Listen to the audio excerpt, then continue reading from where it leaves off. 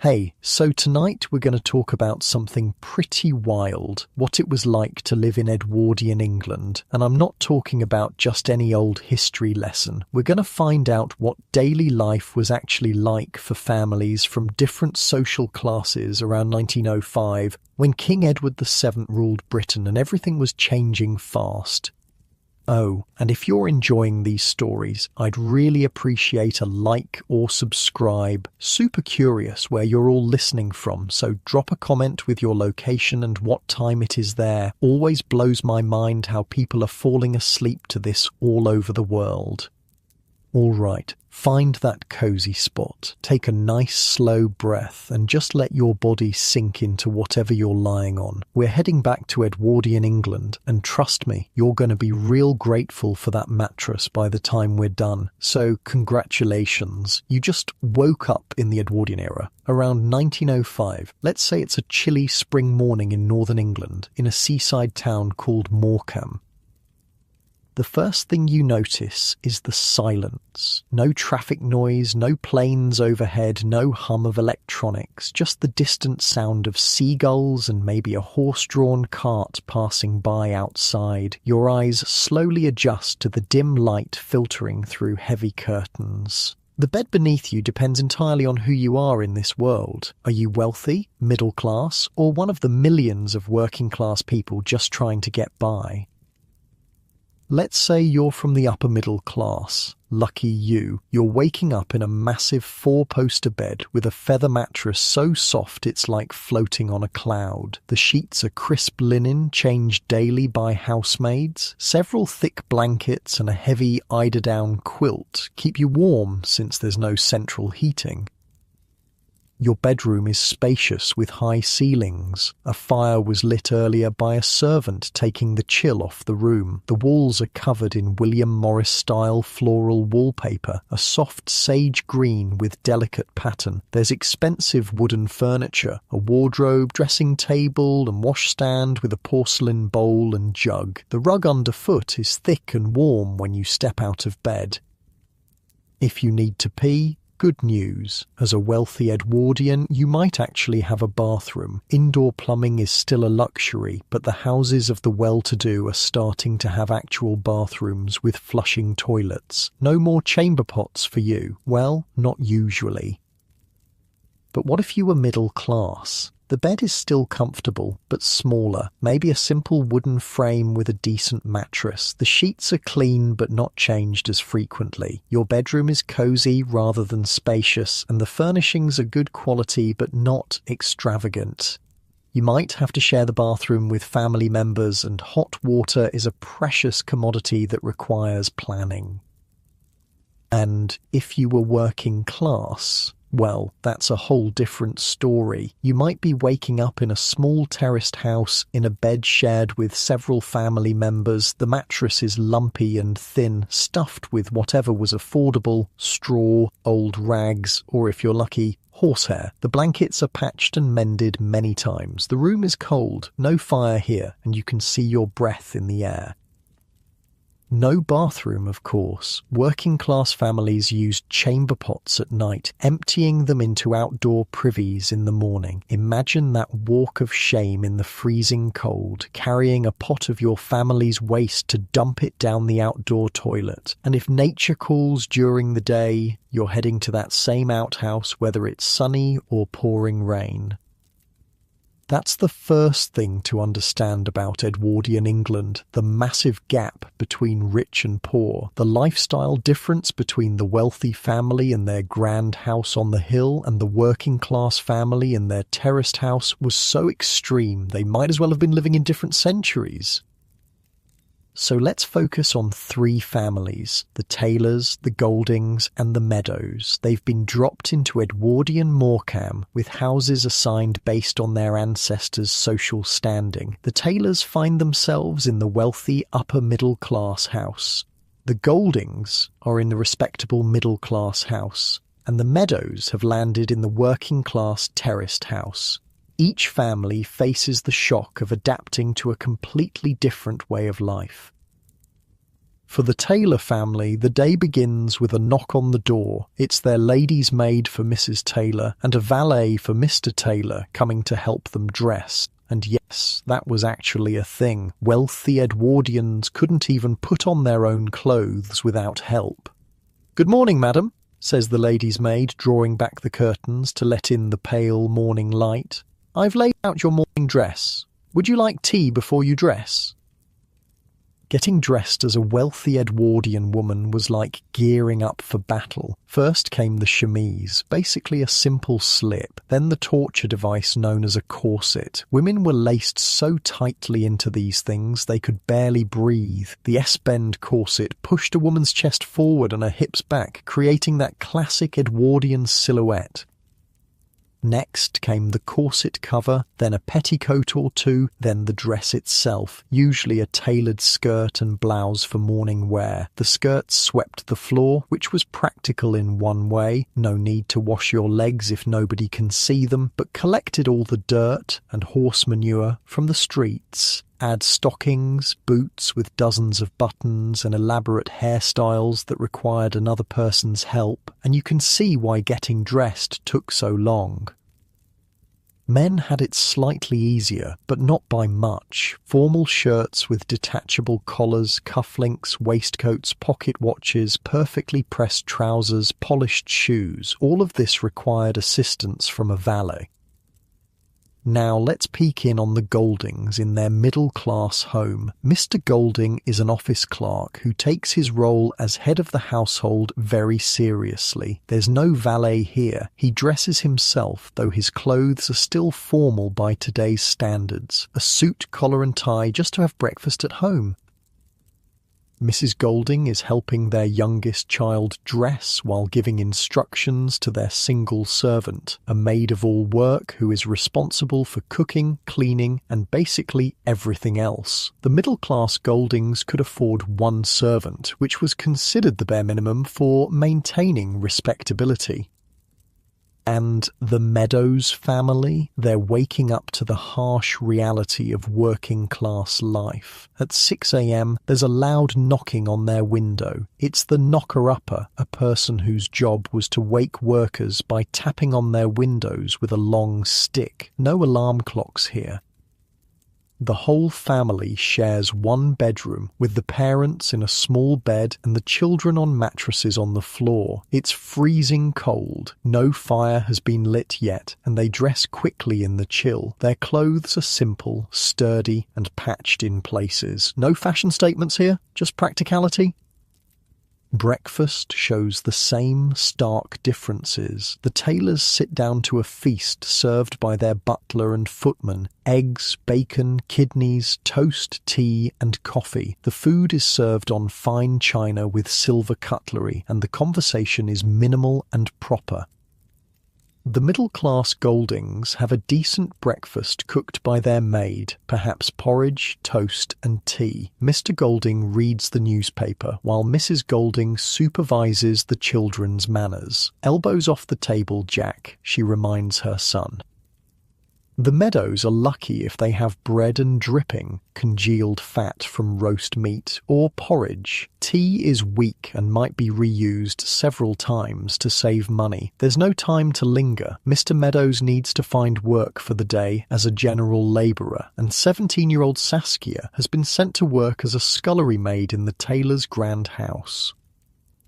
After breakfast, the day truly begins. For the wealthy Taylors, there's not much to do. Mr. Taylor retires to his study to read the newspaper or handle correspondence. Mrs. Taylor might write some letters or plan menus with the cook. Their children are whisked away by a nanny who will oversee their education and activities.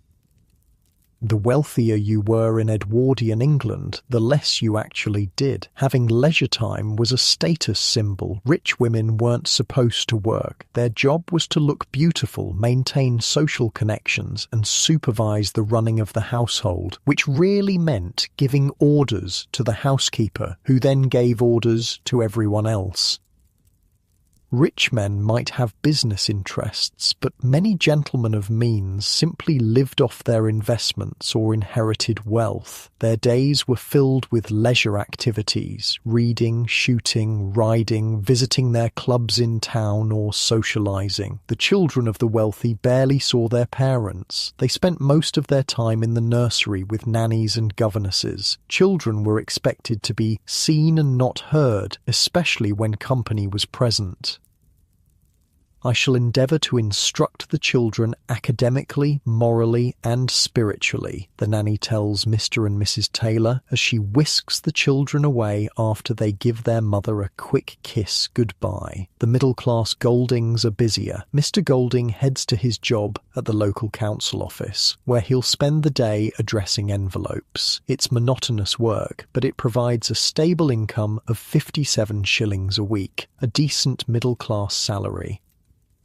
Mrs. Golding manages the household with one servant, which means she still does quite a bit of work herself. She needs to plan meals, handle the household accounts, and oversee the cleaning and cooking. The children are her responsibility too. Middle-class families rarely employed nannies. For the working-class Meadows, life is a constant struggle for survival. Mr. Meadows spends his day looking for casual labour work, perhaps hauling rubble or making deliveries. If he's lucky, he'll earn 2 shillings for a day's back-breaking work.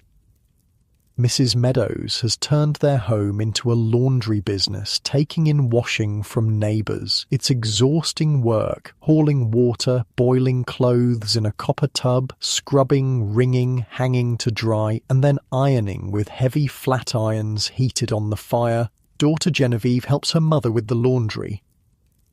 Meanwhile, Saskia Meadows is living the life of a scullery maid at the tailor's house. As the lowest-ranking servant, her work is the dirtiest and most physically demanding. She rises at 5 a.m., lights the kitchen fires, carries coal, scrubs floors, and scours pots and pans.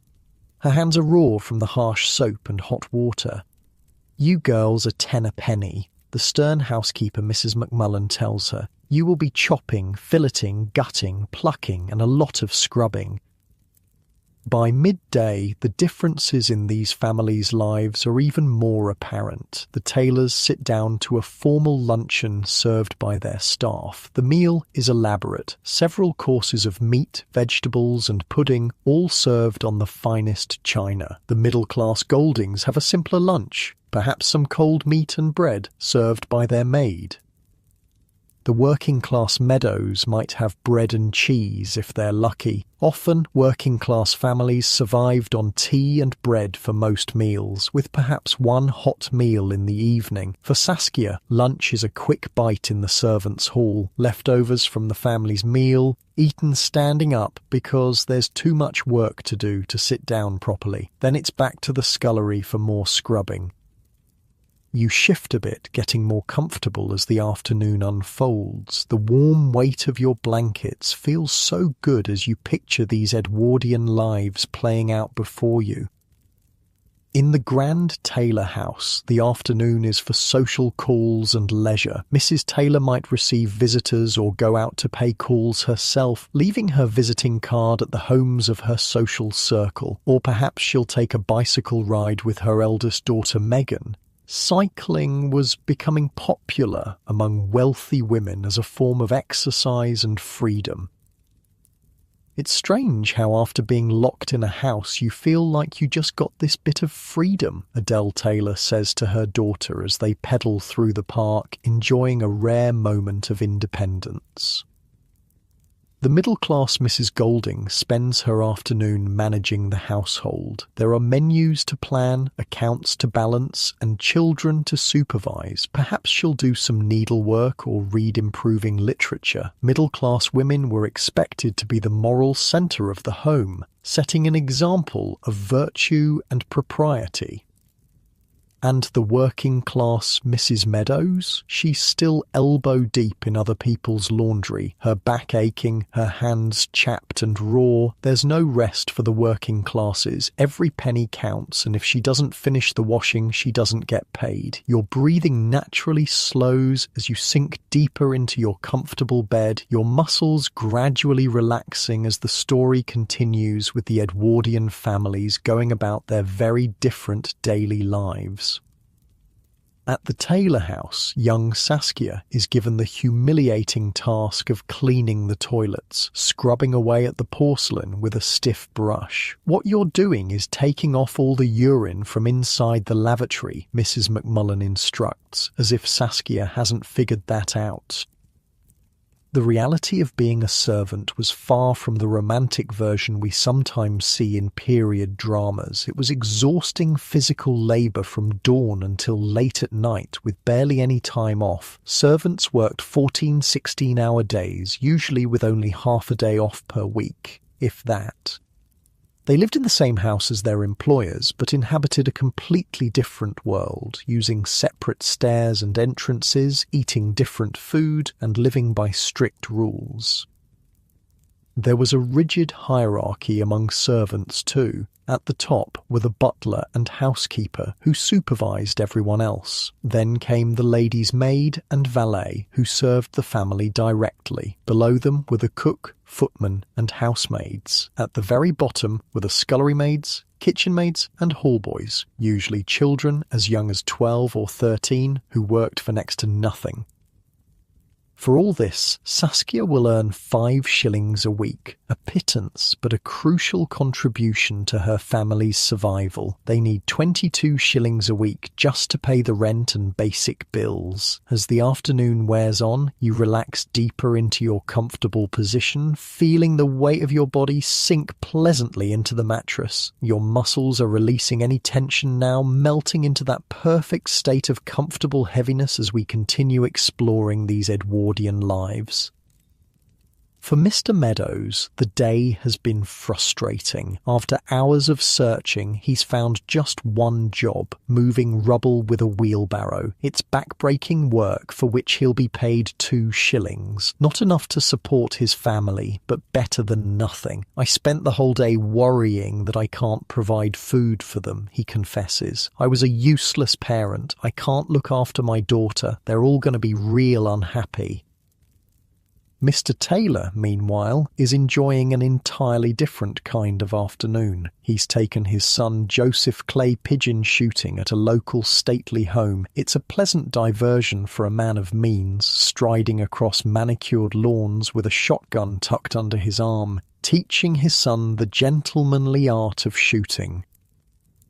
By sheer coincidence, Mr. Meadows is also at the stately home, not as a guest, but as a labourer. He's been hired to shovel manure, and as he works, he catches sight of Mr. Taylor and his son enjoying their leisure. I didn't like being called by my surname, Mr. Meadows thinks to himself. For some reason, I didn't want to raise my eyes to them. I didn't want to look them in the eye. I definitely felt that, which is weird. I wasn't expecting it. The class divide wasn't just about money and material things, it was ingrained in people's minds, in how they carried themselves, how they spoke, how they saw the world. The working class were expected to be deferential, to know their place, and what about the women of the Taylor household? With her husband and son away for the afternoon, Adele Taylor finds herself at loose ends. Despite living in a house of luxury, she feels strangely trapped. I feel a bit resentful of Michael, who's gone out living the life of Riley, can't even be bothered to tell me where he's going or when he'll be back, she confides. I feel like a prisoner in this house. There's this illusion of this powerful woman with the status and this fancy house, and actually it's all lies. For upper-class Edwardian women, the gilded cage was very real. They had status, luxury, and servants, but very little freedom or purpose. They couldn't work, couldn't vote, couldn't even manage their own money. Their role was ornamental, to look beautiful, maintain social connections, and produce heirs. Back at the middle-class Golding house, Mrs. Golding is preparing for her husband's return from work. The children are being kept quiet and clean, the house is tidy, and a hot meal is ready. Middle-class wives were expected to create a peaceful haven for their hard-working husbands. The fire is going, dinner is almost ready, and the children are washed and ready to see their father, she tells the maid, checking that everything is perfect. When Mr. Golding returns from his day at the office, he expects to be treated like the king of his small domain. The middle-class home was his castle, and his word was law. "Why are the stairs still covered in dust?" he demands of his wife as soon as he walks in. "I've been cooking your dinner and cleaning everywhere," she replies. "Please don't speak back to me," he snaps, fully embracing his role as the Edwardian patriarch. In reality, behind the proper facade, middle-class marriages were often partnerships, with wives managing the household budget and making many day-to-day decisions. But publicly, the husband's authority was absolute. For the children, life in an Edwardian household was very different from today.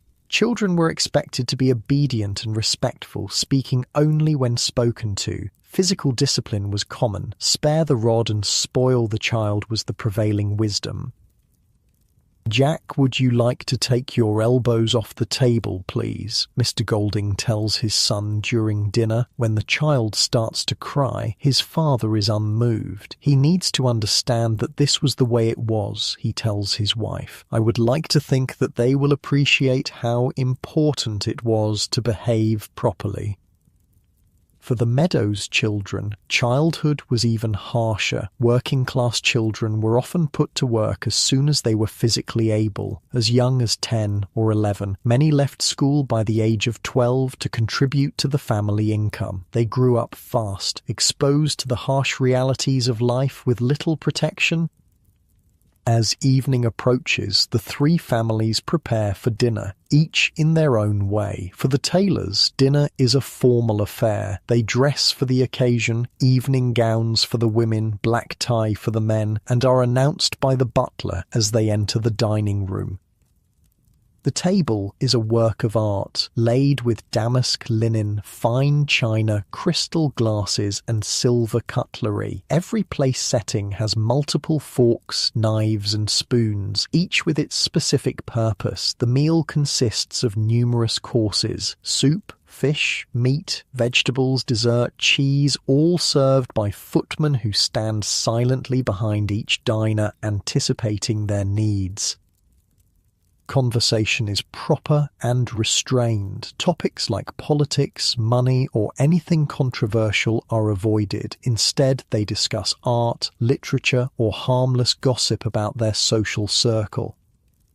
The middle-class Goldings also sit down to a proper dinner, though much simpler than the Taylors. Their maid serves the food, perhaps a joint of meat with vegetables, followed by a pudding. Mr. Golding sits at the head of the table, serving the meat, while Mrs. Golding serves the vegetables. The children are expected to eat everything on their plates and not speak unless spoken to. And the Meadows family, their evening meal is simple and sustaining. Perhaps a stew with whatever vegetables they could afford, bread to fill hungry stomachs, and tea. They all eat together in their small kitchen, gathering around the table that serves as the centre of family life. Despite their exhaustion from a day of physical labour, this might be the happiest time for the working-class family. They share the small triumphs and disappointments of their day, supporting each other in their struggle to survive. Basically, we've just got to dig in, dig deep, and get on with it, Mr. Meadows tells his family as they eat their modest meal. And the only way you can do that is by almost slightly switching off. After dinner, the evening entertainments begin, as different as the families themselves. Mr. Taylor leaves his home again to attend the local music hall, where he'll sit in a private box, separated from the common folk in the stalls below. It's lonely up there in his box, watching the lively crowd below enjoying themselves together. I'm here on my own, which is a horrible feeling, knowing that Adele and the children are at home and they would love the show, he reflects. I miss the kids and I miss being around the wife. By coincidence, the Meadows family has scraped together enough money for cheap seats at the same music hall. They sit in the stalls, singing along with the performers, laughing and clapping together. Despite their poverty, they're enjoying a rare evening of entertainment as a family. Meanwhile, Adele Taylor has been tasked with hosting a dinner party for some important guests, a social obligation that fills her with dread. I just don't think I'm pushy enough to associate with people with a law degree from Cambridge University, she says. I'd rather invite the working class people from down the road for a jolly old knees up in here, but I don't think that's going to happen. Social events were serious business for the upper classes. Dinner parties were carefully orchestrated performances designed to maintain and enhance one's social standing. The guest list was strategically created, the menu planned to impress, and the conversation steered to showcase the hosts in the best possible light. The food was extravagant, multiple courses of rich, elaborate dishes prepared by the cook and her staff. An evening like this could cost more than a poor family had to live on for 2 years. In the Golding household, the evening is spent in quiet domestic activities. Mr. Golding might read the newspaper while Mrs. Golding does needlework. The children might be allowed to play quiet games or read improving books. Later, they gather for family prayers before bed, a common practice in middle-class households. As the evening wears on, preparations for bed begin, again vastly different depending on social class. In the Taylor house, the lady's maid helps Mrs. Taylor undress, removing her evening gown, corset and various undergarments. She brushes out her mistress's hair with 100 strokes, then braids it for the night. She lays out a nightgown warmed by the fire. Mr. Taylor is similarly assisted by his valet, who helps him out of his evening clothes and into his nightshirt. The bed has been turned down by a housemaid, a warming pan run between the sheets to take off the chill. The Goldings undress themselves but maintain proper modesty. Mr. and Mrs. Golding have separate bedrooms, common among the middle classes who could afford the space. Night clothes are worn, and Mrs. Golding wears a nightcap to keep her hair tidy.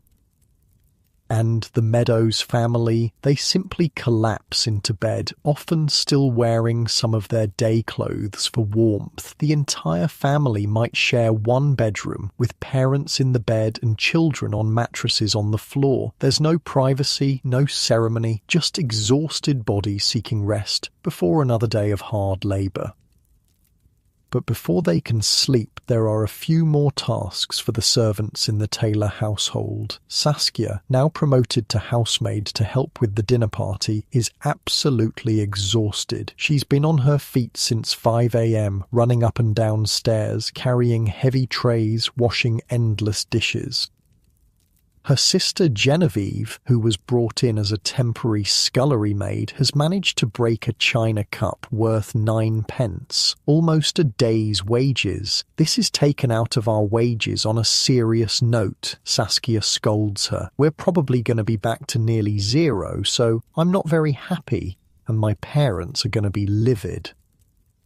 For servants, such accidents could be financially devastating. They were responsible for any breakages, with the cost deducted from their already meagre wages. The fine china and crystal that the wealthy took for granted represented days or weeks of a servant's salary. The last tasks of the day include laying the fires for the morning, turning down beds and preparing hot water bottles for the family. Only then can the servants retreat to their quarters, usually sparse attic rooms with minimal furniture and no heating. The contrast between upstairs and downstairs was stark. While the family enjoyed spacious bedrooms with fine furniture, fireplaces, and thick curtains, servants slept in cold, bare rooms under the eaves. Their beds were narrow and hard, with thin blankets and flat pillows. The first few days until we got our act together, it was just awful, Mr. Meadows reflects on their working-class experience. And then we kicked in, and we made it work, but we could have easily gone the other way. We've just gone home, actually. As you lie there, feeling the comfortable weight of your own blankets, you might be thinking about how lucky we are today. Central heating, indoor plumbing, washing machines, dishwashers, all the conveniences we take for granted would have seemed like miracles to people in Edwardian times. Even the poorest homes today have amenities that the wealthy of 1905 couldn't imagine. The physical labour that dominated most people's lives has been largely eliminated by technology. The rigid class divisions that determined every aspect of Edwardian life have softened, if not disappeared entirely. And yet, some things remain remarkably similar. Families still gather around tables to share meals and stories. Parents still worry about providing for their children. We still seek entertainment, connection, and meaning in our lives. The Edwardian era was a time of enormous change. The old Victorian values were beginning to crumble. Though slowly, women were starting to demand the right to vote and work. Technology was transforming homes and workplaces. The rigid class system was facing challenges from a growing labour movement. In just a few years, World War I would sweep away much of the old order, accelerating changes that were already underway. The grand houses would lose their armies of servants as young men went off to war and young women found better-paying work in factories. The social certainties that defined Edwardian life would never fully recover. But on this particular evening in 1905, the old order still stands. The three families, Taylor, Golding and Meadows, prepare for sleep in their very different circumstances, unaware of the changes that will transform their world in the coming years. As you relax more deeply into your comfortable position, you can almost feel the rhythms of that bygone era, the slow pace of life without smartphones and constant notifications, the simple pleasures of a family gathered around a fire, the physical satisfaction of work done with your hands. Your breathing naturally slows as you sink deeper into comfort, your muscles unwinding one by one. That delicious heaviness spreads through your limbs as we continue our journey through Edwardian England. In the Taylor house, the children are already asleep in the nursery, watched over by their nanny. The youngest, Alice and Lily, share a room, their faces peaceful in slumber. Joseph has his own room, as befits the male heir of the family. Megan, at 15, is considered almost grown up and has her own small bedroom near her parents. Mrs. Taylor lies awake thinking about her children. She barely sees them during the day. They spend most of their time with the nanny and governesses. I think they're missing us more than we're missing them actually, because we're having quite a lot of fun, Lily had told her mother earlier, not realising how the innocent comment would sting. The separation between parents and children was considered normal in upper-class households. Children were raised by professionals, nannies, governesses, and tutors who were experts in child rearing. Parents maintained a certain emotional distance, believing it would prepare their children for the unsentimental world they would face as adults. In the middle-class Golding home, the parents check on their sleeping children before retiring to their separate bedrooms. Despite the strict discipline he enforced earlier, Mr. Golding feels a pang of tenderness as he looks at his sleeping son. "It was lovely to hold him," he admits. "It makes me feel more like a dad, I'm a dad, not a father." The distinction was significant. A father was a remote authority figure, while a dad suggested a warmer, more emotional relationship. Edwardian fathers were expected to be the former, though many, like Mr. Golding, secretly longed to be the latter. And in the Meadows household, the entire family sleeps in one room, huddled together for warmth. Despite their exhaustion and the hardships of the day, there's a closeness here that the wealthier families lack. Physical proximity creates emotional intimacy, for better or worse. In all three households, darkness falls. Gas lights are turned down or out. Candles are extinguished. The day is done, and tomorrow will bring its own challenges and small triumphs. You shift slightly, finding that perfect spot as moonlight filters through the windows of these Edwardian homes, casting long shadows across the sleeping forms of our three families. The night wraps around them like a blanket, bringing a brief respite from the strict social codes that govern their waking hours. As they dream, perhaps they're free from the constraints of class and convention, free to imagine different lives. As dawn breaks over Edwardian Morecambe, the cycle begins again. The working day starts earliest for those with the least, the servants and the working class. In the Taylor household, the scullery maid is already up at 5 a.m, lighting the kitchen range and boiling water for morning tea. The hallboy is emptying chamber pots and cleaning boots. One by one, the staff begin their carefully choreographed morning routine. The hierarchy below stairs was as rigid as the one above. The butler and housekeeper ruled their respective domains with absolute authority. The butler, Mr. Dowding, oversees the male staff, footman, hallboy, and any outdoor staff like gardeners. The housekeeper, Mrs. McMullen, manages the female staff, ladies' maid, housemaids, kitchen maids, and scullery maids. The position of scullery maid is not, of course, one of high rank, nor is the payment for her services large, was how Mrs. Beeton described it in her famous book of household management. That was quite an understatement. Scullery maids did the dirtiest, most physically demanding work in the house for the lowest pay. For Saskia Meadows, the morning comes too soon. Her bones ache from yesterday's labour, her hands are raw from harsh soap and hot water, and she's desperately homesick, but there's no time for self-pity. She has fires to light, floors to scrub, and countless pots and pans to clean before the cook arrives to start breakfast. You must then set about cleaning the kitchen passages, the pantries, the kitchen and scullery, Mrs. McMullen instructs her. When the chef de cuisine arrives in the kitchen at 7:30, you will be expected to curtsy and bid him good morning. In the Meadows household, the day begins with another loud knock on the window from the knocker-upper. The family rises in the cold, dark room, dressing quickly under the blankets to avoid the chill. There's no time for a leisurely breakfast. Mr. Meadows needs to be out early to find work, and Mrs. Meadows has washing to do. Everything takes so long to do. Everything's a major palaver, Mrs. Meadows sighs as she coaxes the fire to life. And all you do is think about food and tea and warmth. Food, tea, warmth, that's it. That's all you care about.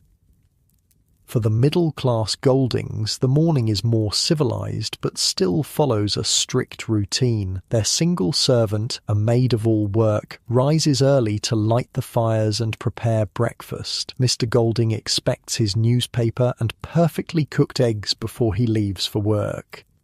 Mrs. Golding plans the day's meals and housekeeping tasks, working alongside their maid. And the wealthy Taylors? They continue to sleep peacefully while the house hums with activity below stairs. They'll be gently awakened with morning tea brought by their personal servants, then dressed and groomed before descending for breakfast.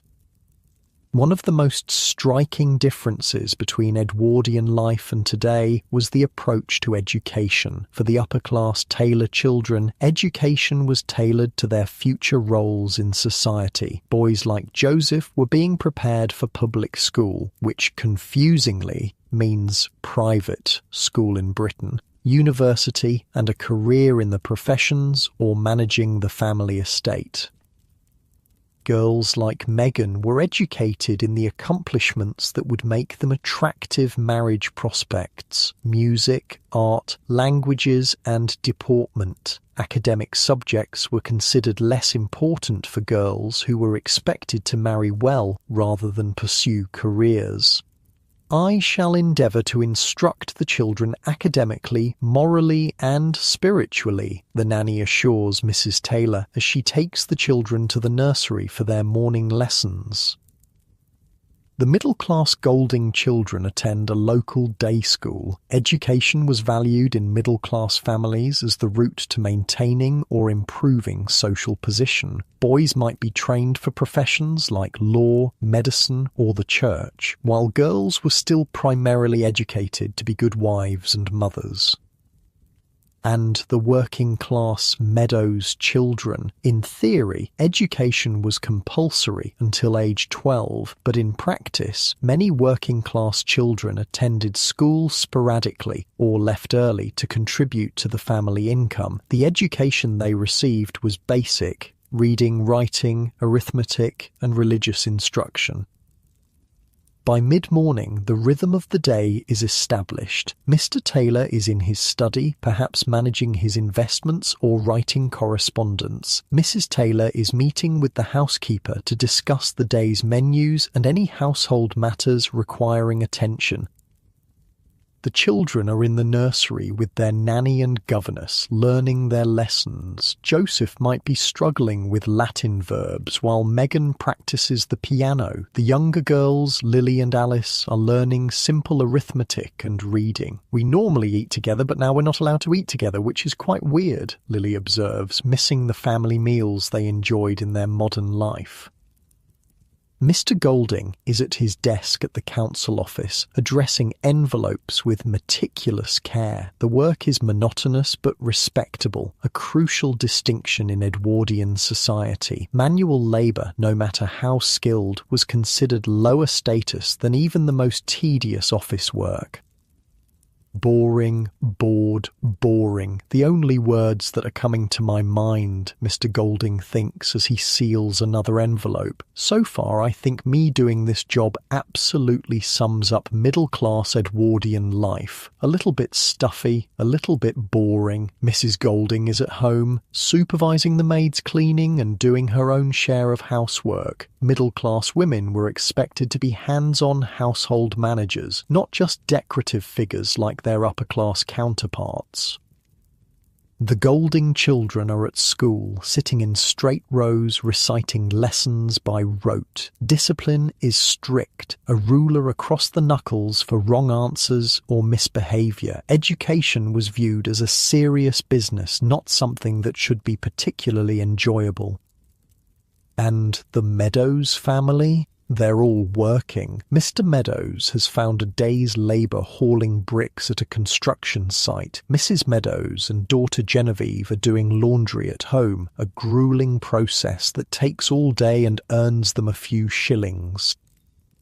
Doing laundry in 1905 wasn't a matter of tossing clothes in a machine and pressing a button. It was physically demanding work that followed a strict sequence: sorting, soaking, boiling, scrubbing on a washboard, rinsing multiple times, wringing by hand or through a mangle, drying, weather permitting, then ironing with heavy flat irons heated on the stove. I do figure that this was absolute labour of anything but love, Mrs. Meadows reflects as she wrings out another sheet. This was a necessity to just earn money. Saskia continues her duties at the Taylor house, now promoted to housemaid because of her good work. The promotion means slightly better pay and slightly less disagreeable work, though it's still physically demanding. As a housemaid, she's responsible for cleaning bedrooms, dusting, polishing, and helping serve meals. "I've been so proud of both of them," Mr. Meadows says later, reflecting on his daughter's hard work. "I cannot believe the girls have really had to change because if anything, they're probably, they're a little bit more spoilt at home." Lunchtime approaches, and again the differences in the family's experiences are stark. The Taylors enjoy a proper luncheon served by their staff. The middle-class Goldings have a simple but adequate meal. The Meadows might have bread and cheese if they're lucky. Health and hygiene varied dramatically based on social class too. The wealthy Taylors enjoy the luxury of a bathroom with hot and cold running water, still a relative novelty even in upper-class homes. They bathe regularly, have decent nutrition, and access to doctors when needed. The middle-class Goldings have a bathroom, but use it sparingly. Hot water requires effort to heat, so full baths might be a weekly rather than daily occurrence. Still, they maintain good hygiene and can afford medical care for serious illnesses. For the working-class Meadows, bathing is a major undertaking. With no bathroom, they use a tin tub in front of the fire, with water heated in kettles on the stove. The entire family might use the same bath water, starting with the father and ending with the youngest child. By the end, the water is cold and dirty. "We had a tin bath in our bedroom, which was in the attic, and we had a lot of stairs to take our hot water up," recalls one maid from the era. This was true for many working-class families as well. The physical labour just to maintain basic cleanliness was exhausting. Disease was a constant threat in Edwardian England, particularly for the poor. Tuberculosis, typhoid, scarlet fever, and diphtheria claimed many lives. Infant mortality was high. About 1 in 7 babies died before their first birthday, and the rate was even higher in poor areas. Diet varied enormously too. The Taylors enjoy an abundance of rich, elaborate foods, multiple courses for each meal, with meat featuring prominently. Their diet might actually be less healthy than we'd consider ideal today, heavy on meat, sauces and sweets, light on vegetables. The middle-class Goldings eat well, but more simply. Meat might appear once a day rather than at every meal. Vegetables, bread, and porridge form the staples of their diet. The working-class Meadows subsist on the cheapest, most filling foods: bread, potatoes, tea, and perhaps a small amount of meat or cheese. Malnutrition was common among the poor, contributing to their generally poorer health and shorter life expectancy. As the afternoon progresses, the Edwardian social calendar comes into play. For women like Mrs. Taylor, social calls are a crucial part of the day. These weren't just friendly visits, but a complex system of social networking and status maintenance. Women would leave their calling cards at the homes of their acquaintances. If the lady of the house was at home, a brief visit of exactly 15 minutes would ensue, with conversation on approved topics. Never anything controversial or too personal. If she was not at home, which might be a polite fiction rather than literal truth, the card would be left as evidence of the attempted call. I feel a bit resentful of Michael, who's gone out living the life of Riley, can't even be bothered to tell me where he's going or when he'll be back, Mrs. Taylor confides. I feel like a prisoner in this house. Despite their apparent privilege, upper-class women often felt trapped by the rigid social expectations placed upon them. Their days were filled with meaningless social rituals, and their choices were severely limited by convention. For middle-class women like Mrs. Golding, afternoons might include some social calls, but they also involved practical household management. She might do some mending, write letters, or work on the household accounts. Working-class women like Mrs. Meadows had no time for social niceties. Every waking hour was devoted to work. earning money, maintaining the home, caring for children. Leisure was an unaffordable luxury. The Edwardian era was a time of significant political and social change, though the impact varied by class. The women's suffrage movement was gaining momentum with both peaceful and militant campaigns for the right to vote. The labour movement was growing stronger, with workers organising to demand better conditions and pay. The Liberal government was introducing social reforms, including old age pensions and health insurance for workers. But these grand social movements often seemed remote from daily life, especially for those focused on basic survival. Mrs. Meadows has little energy to think about voting rights when she's worried about putting food on the table. The women of the 1900s must have been absolutely rock-like, she reflects as she hangs another sheet to dry. They would have eaten after the rest of their family, especially their children. They had to be up earlier than everyone else. They had to go to bed later than everyone else. It makes me quite emotional, actually. For the Taylor children, the afternoon brings a rare treat, an outing with their nanny to the park. Even this simple pleasure is governed by strict rules of behaviour. The children must walk sedately, speak quietly, and maintain perfect manners at all times. Children should be seen and not heard, was the prevailing philosophy. Any breach of decorum would be swiftly corrected by Nanny, whose authority in matters of child-rearing superseded even that of the parents. The Golding children return from school and have a simple tea of bread and jam before starting their homework. Discipline remains strict. Mr. Golding expects perfect behaviour and diligent study. "Jack, would you like to take your elbows off the table, please?" he reminds his son. When the boy starts to cry, Mr. Golding is unmoved. He needs to understand that this is the way it was. In the Meadows household, the children help with chores as soon as they return home. There's always work to be done, water to be carried, coal to be fetched, younger siblings to be minded. Childhood was brief for the working class. As evening approaches again, the three families prepare for another night. The cycle of meals, entertainment, and bedtime rituals repeats, with each family living out their assigned role in the Edwardian social hierarchy.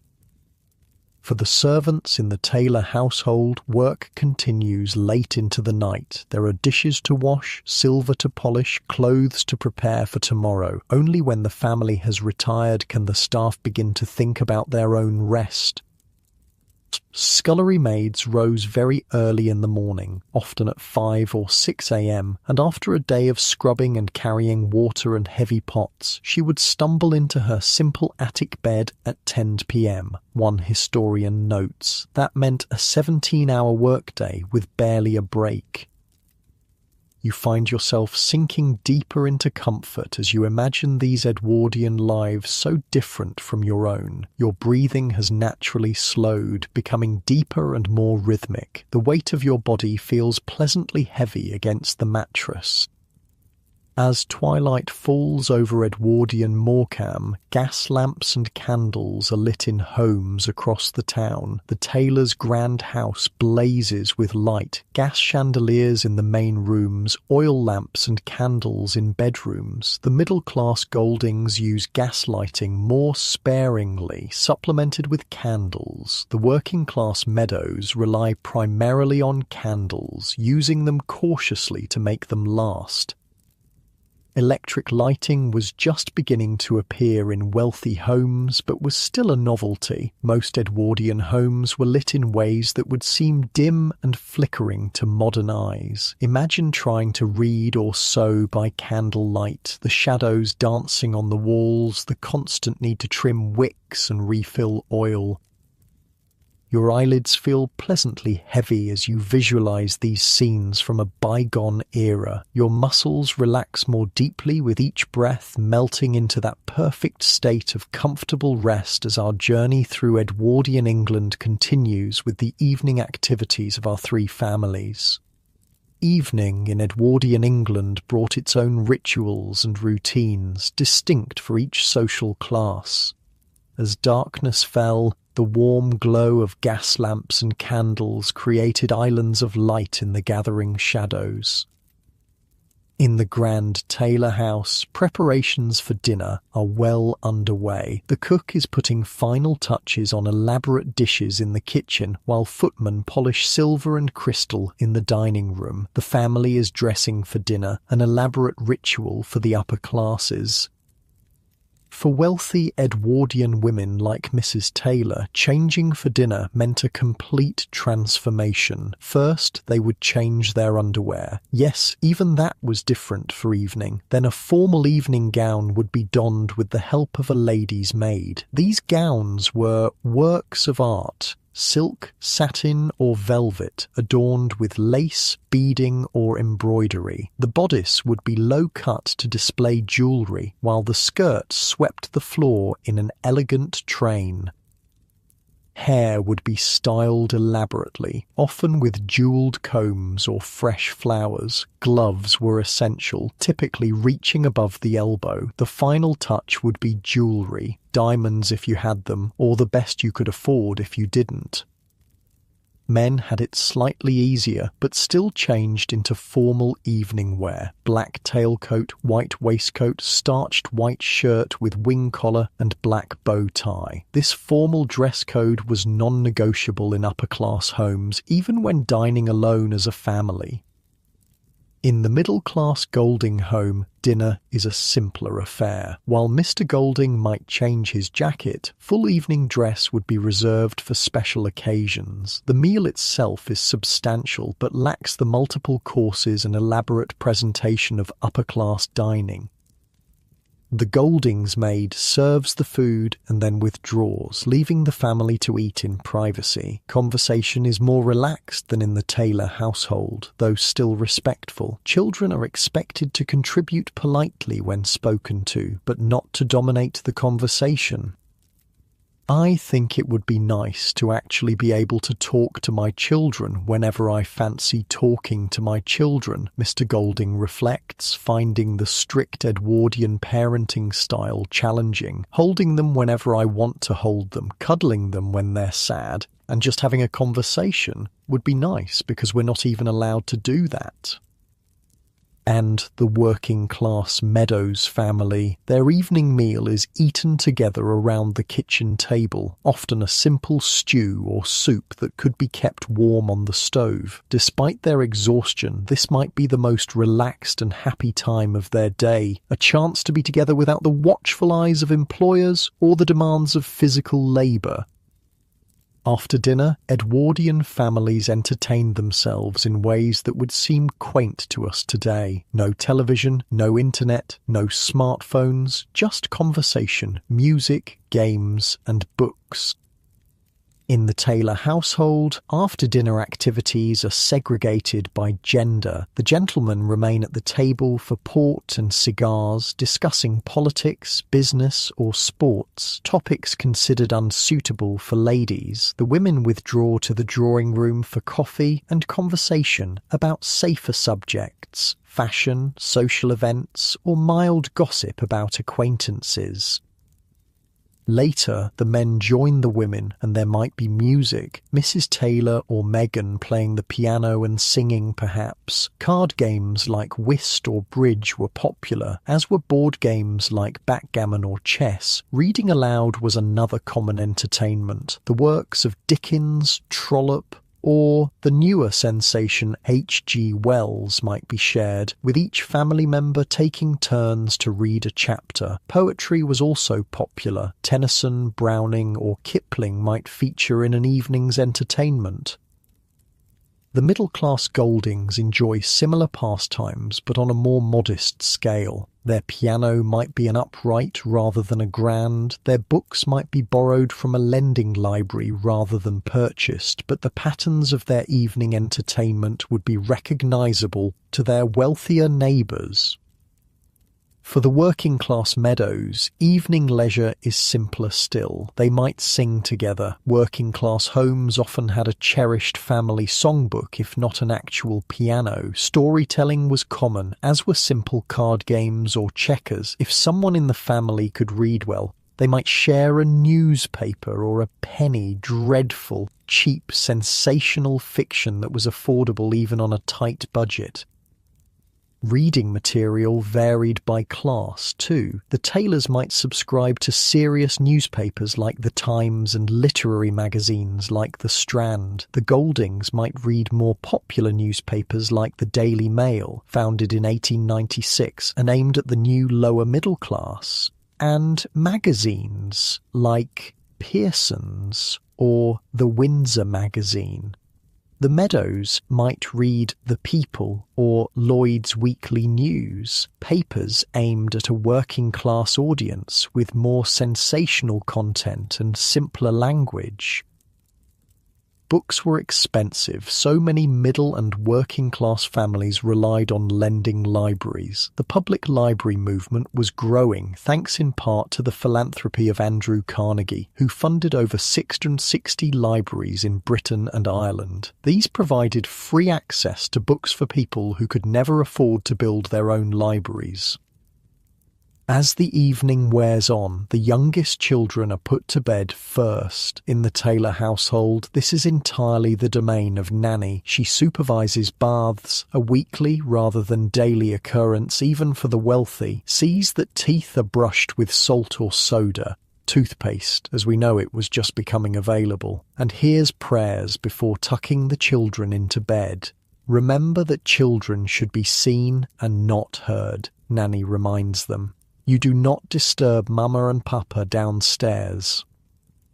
In the Golding home, Mrs. Golding oversees the children's bedtime routine, perhaps reading them a story from a children's magazine like Little Folks or the boy's own paper. Mr. Golding might come in to say good night, but emotional displays were generally discouraged.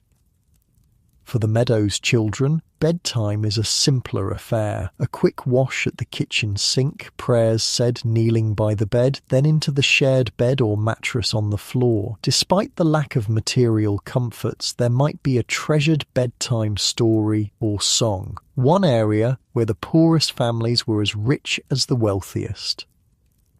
The adults stay up later, but not much. With no electric light to extend the day artificially, most Edwardians followed the natural rhythms of daylight. Bedtime might be 10 or 11 p.m., especially for those who needed to rise early for work. But before the household can settle for the night, there's the matter of securing the house. In wealthy homes like the Taylors', this was the butler's responsibility. He would check that all doors and windows were locked, that fires were safely banked or extinguished, and that gas lights were turned off. The middle-class Mr. Golding would perform this ritual himself, making his rounds of the house with a candle to check locks and fires. The working-class Meadows had fewer rooms to secure, but were equally careful. Fire was a constant danger in crowded terraced houses, and a single mishap could leave a family homeless. Home security was a serious concern in an age before reliable police protection. Wealthy homes might have elaborate locks and even primitive alarm systems. The butler often slept near the silver storage as an added precaution. Middle-class homes relied on good locks and perhaps a dog. Working-class families had safety in numbers. Crowded streets meant someone was always awake and watching. As the Edwardian day draws to a close, there's one more aspect of life to consider: how people maintained their health. Medical care in 1905 was rudimentary by our standards. There was no National Health Service, no antibiotics, no sophisticated diagnostic tools or surgical techniques. For the wealthy Taylors, illness would mean a visit from a private physician who would come to the house. Treatments were often ineffective or even harmful. Bloodletting was still practiced, and medications frequently contained alcohol, opium, or cocaine. Still, the wealthy had the best care available and could afford nursing and convalescence. The middle-class Goldings might also call a doctor, though perhaps a less prestigious one. They would be careful about the expense, as medical bills could quickly deplete savings. Home remedies would be tried first, with professional help sought only when necessary. For the working-class Meadows, illness was a calamity. A day of work lost was a day's wages lost. Doctors were unaffordable for many, so patent medicines and folk remedies were the first recourse. Charity hospitals and dispensaries existed, but treatment there could be rudimentary and humiliating. Many poor people suffered and even died from conditions that would be easily treatable today. The gap in life expectancy between rich and poor was stark. A boy born into a professional family in 1905 could expect to live to 54. One born to a labourer might live only to 38. Infant mortality was high across all classes, but significantly higher among the poor. Common diseases like tuberculosis, pneumonia, and typhoid claimed many lives. Children faced threats from diphtheria, scarlet fever, and measles. Even a simple infected cut could lead to blood poisoning and death before the discovery of antibiotics. As our three families settle for the night, they face these realities with the resilience that characterized the Edwardian era. They couldn't know that their world stood on the brink of unprecedented change. In less than a decade, the Great War would sweep away many of the certainties they took for granted. The rigid class system would be shaken by the democratic experience of the trenches. The servant class would be decimated as young men died in France and young women found better-paying work in factories and offices. The political landscape would be transformed by universal suffrage and the rise of the Labour Party. But on this night in 1905, the future is unknown. The Taylors retire to their separate bedrooms, helped by their personal servants. The Goldings check on their sleeping children before going to their own rooms. The Meadows huddle together in their shared bedroom, finding warmth and comfort in proximity. As you relax deeper into your comfortable bed, feeling the pleasant weight of your blankets, you might reflect on how much has changed in just over a century. The material comforts we take for granted, central heating, hot water on demand, refrigeration, washing machines, indoor plumbing, more, would seem like miracles to even the wealthiest Edwardians. Our social freedoms would be equally astonishing. The idea that people could choose their own careers regardless of birth, marry for love across class lines, or live as they please without rigid social conventions would be revolutionary to our Edwardian ancestors. Yet, some things remain remarkably similar. The love of parents for children, the comfort of family gatherings, the pleasure of stories shared in the evening, the fundamental human experiences transcend time and social convention. In the Taylor house, the last lights are being extinguished by servants. Mrs. Taylor lies in her comfortable bed, thinking about her children and wondering if the strict separation is really necessary. Mr. Taylor, in his adjacent but separate bedroom, finds himself missing the simple family closeness they enjoy in modern times. "I miss the kids, and I miss being around the wife," he admits to himself as he drifts towards sleep. There's any such word as the Edwardian family. In the Golding house, Mr. Golding makes a small rebellion against Edwardian convention. He slips into his son's bedroom and gives him a gentle kiss on the forehead, a display of affection that would be considered inappropriate for a proper Edwardian father. The Edwardian father needs to understand that it's not such a bad thing sometimes to show a bit of emotion, he thinks as he watches his son sleep. And in the Meadows household, despite their poverty and exhaustion, there's a closeness that the wealthier families might envy. They may lack material comforts, but they have an emotional intimacy born of shared hardship and physical proximity. "I think it pushed us to the maximum," Mr. Meadows reflects. "I think as a family, we did really well." As the night deepens over Edwardian Morecambe, silence falls on Albert Road. The only sounds are the distant crash of waves on the shore, the occasional clip-clop of a late-night cab, and the soft breathing of sleepers in their beds.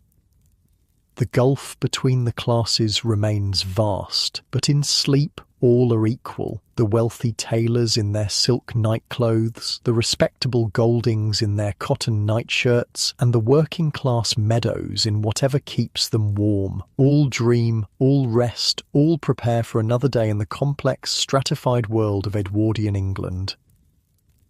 Your breathing slows naturally as you imagine these scenes from a bygone era. Your body feels deliciously heavy against the mattress, muscles relaxing one by one. The gentle weight of your blankets feels so comforting, so secure. You shift slightly, finding that perfect position as we continue our journey through this fascinating time in history.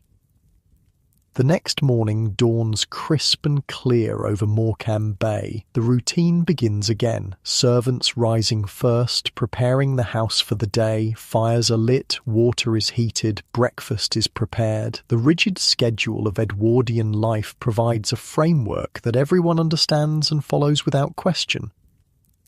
For all its inequalities and restrictions, there was a certainty to Edwardian life that some might envy today. Everyone knew their place and their role. The rules, though sometimes stifling, were clear. There was a predictability to daily life that offered its own kind of comfort.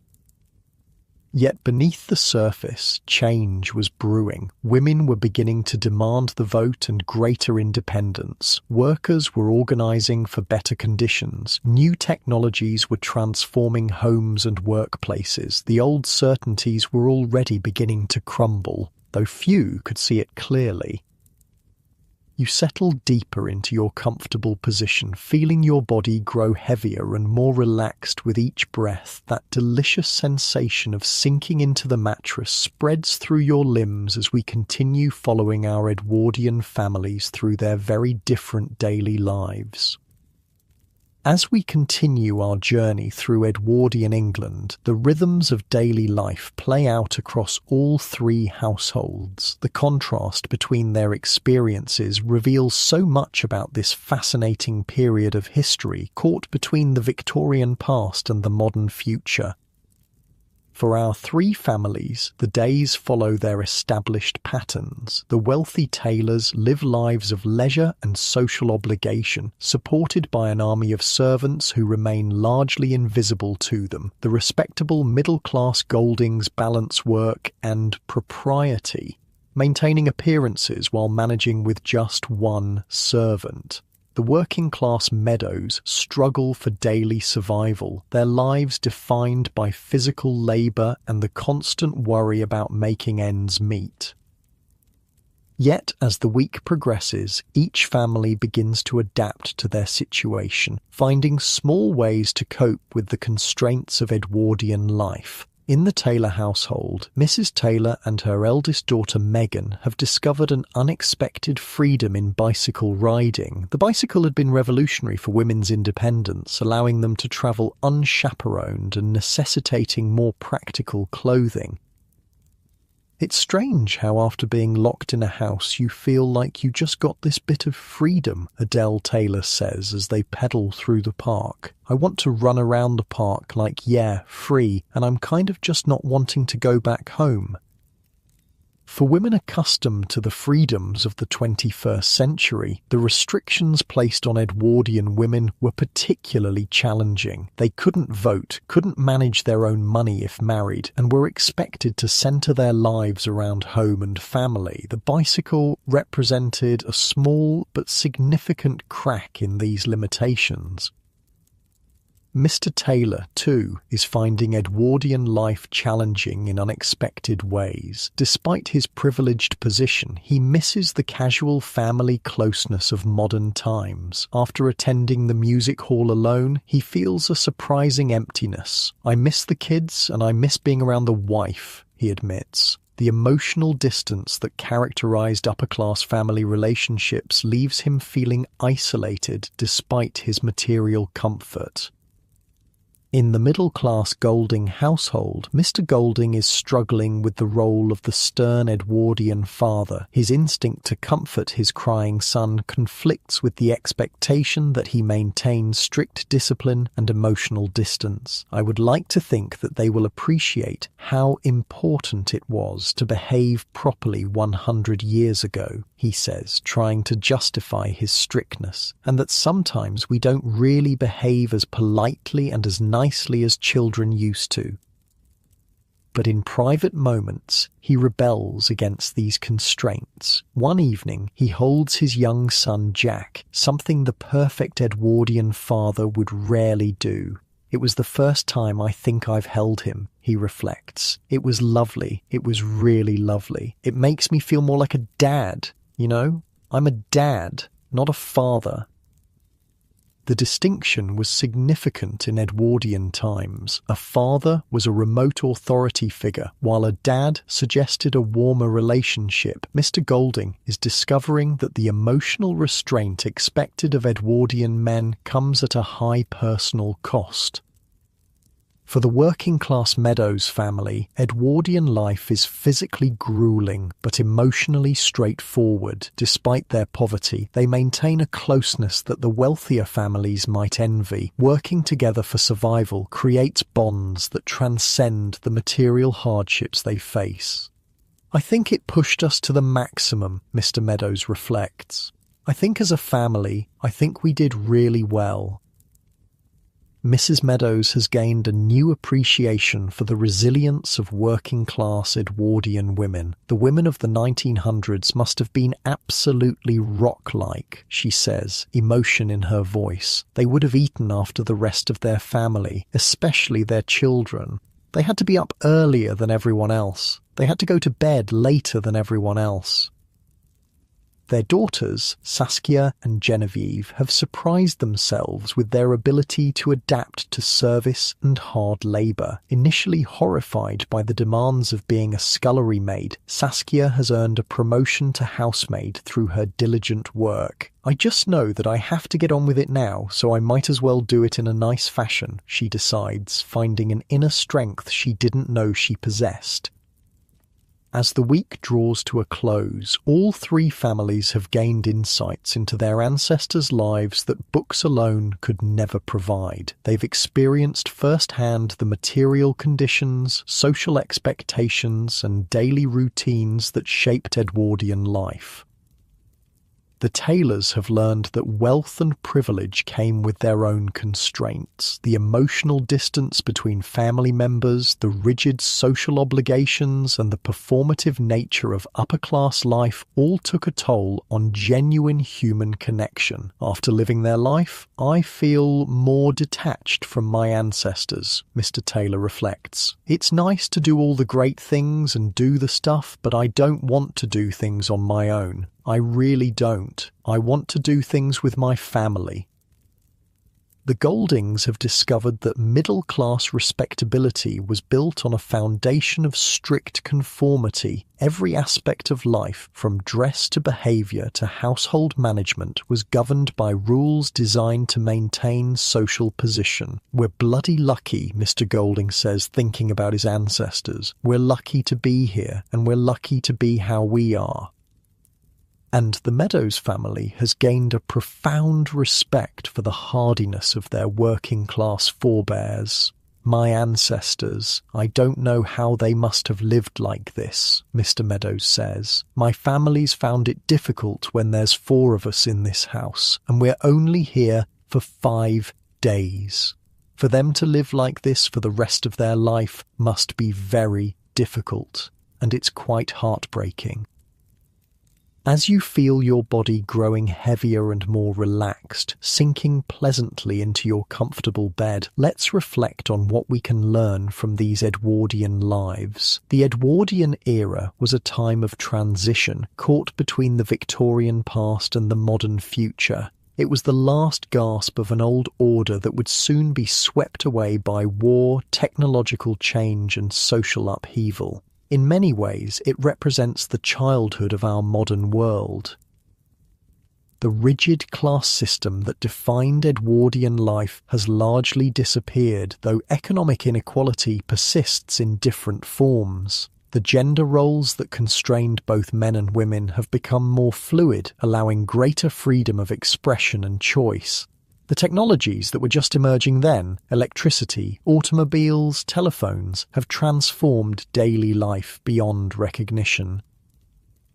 Yet some aspects of human experience remain constant across time. Family relationships, though expressed differently, matter just as much. The desire for security, connection, and meaning drives us just as it drove our Edwardian ancestors. The pleasures of good food, engaging entertainment, and comfortable rest are universal.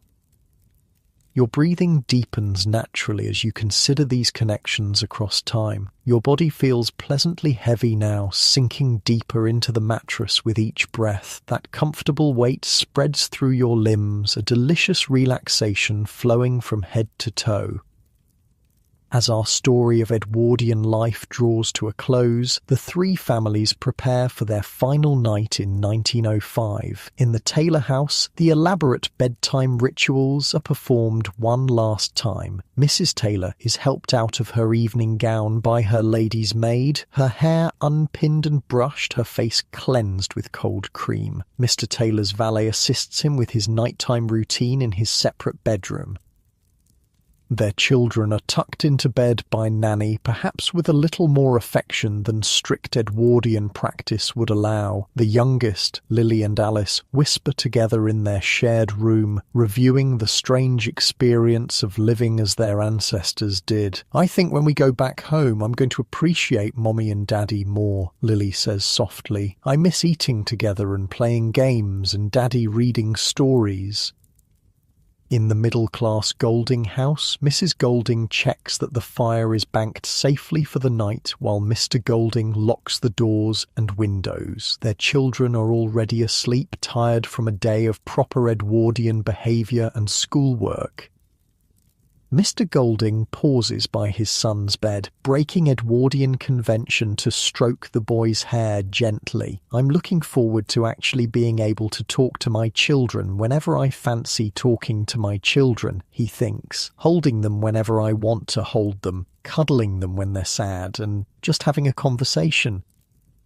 And in the working-class Meadows household, they huddle together in their shared bedroom, finding warmth in proximity. Despite the hardships they've endured, there's a satisfaction in having survived, in having met the challenge of living as their ancestors did. I mean, the real them. The real people who actually lived like this. It was the only life they knew, Mr. Meadows reflects. They didn't know any different, so I guess you just get on with it. As you breathe slowly and deeply, your eyelids begin to feel heavier. Each blink lasts a little longer, your eyes wanting to stay closed just a bit more each time. That's it, just allowing that natural heaviness to increase. Darkness falls over Edwardian Morecambe for the last time for our families. Gas lights are turned down, candles extinguished. The only sounds are the distant crash of waves on the shore and the soft breathing of sleepers in their beds. Your own breathing has found that perfect rhythm now, slow and deep and regular. With each exhale, you sink a little deeper into relaxation, your body becoming more and more comfortable.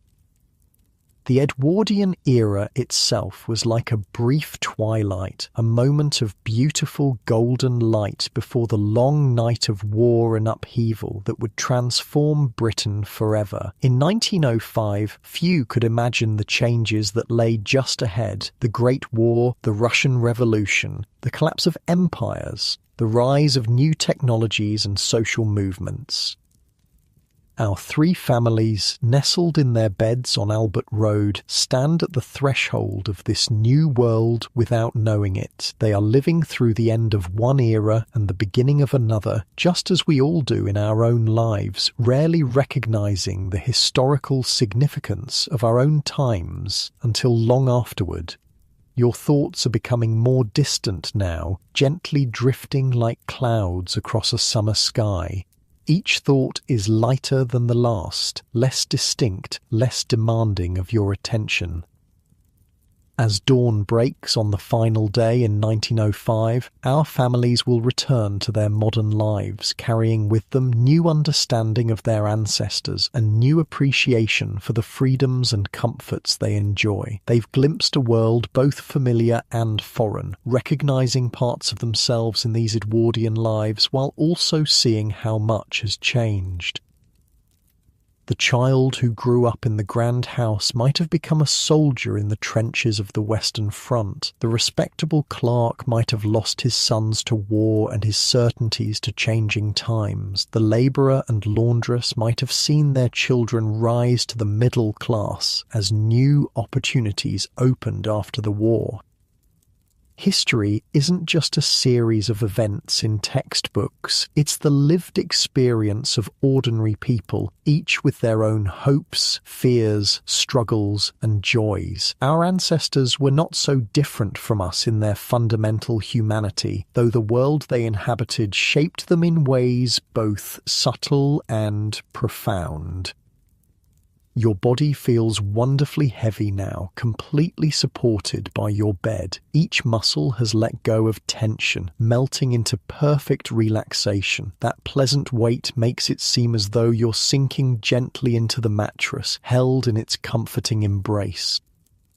As you drift deeper towards sleep, imagine the night sky over Edwardian Morecambe. Without electric light pollution, the stars would have been brilliantly clear, a canopy of twinkling lights stretching from horizon to horizon. Perhaps our three families, looking up at those same stars from their different circumstances, felt momentarily connected to something larger than themselves, just as we do when we gaze at the night sky.